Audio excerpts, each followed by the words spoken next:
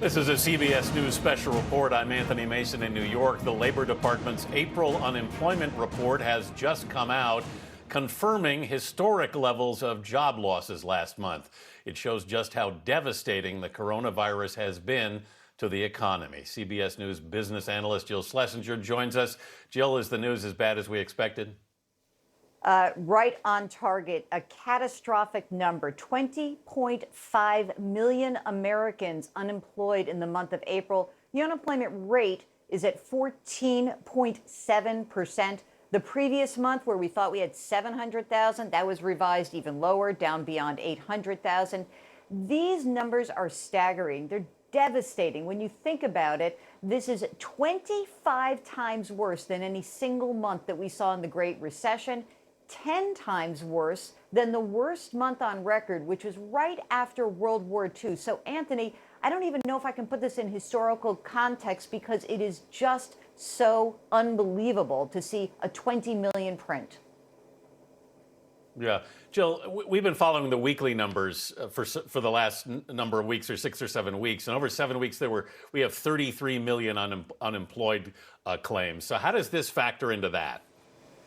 Well, you know, these are two different surveys. The unemployment benefits that people claim on a weekly basis, you do that through your state, and it tends to be a leading indicator. These monthly numbers, don't forget, they're captured as of the week in which the 12th day of the month falls. So we know there's far more people in the second half of April who were unemployed, probably many more millions that will come onto these numbers when we see revisions and also when we see the May report. I think these April-May numbers are just going to be really awful.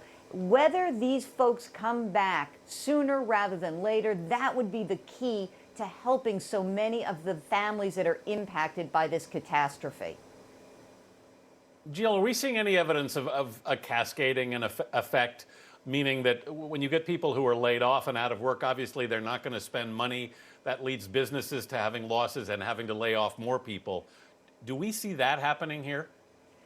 Well, we have the emerging evidence that it could happen, and we really want to be careful because these are early days still. But for example, yesterday, the Federal Reserve came out with a report about consumer borrowing in March. That number went negative for the first time since 2011. When people borrow less, they tend to spend less. And if people are going to spend less in this economy, this could be a deeper and longer lasting recession than the much hoped for V that we were talking about just a month ago.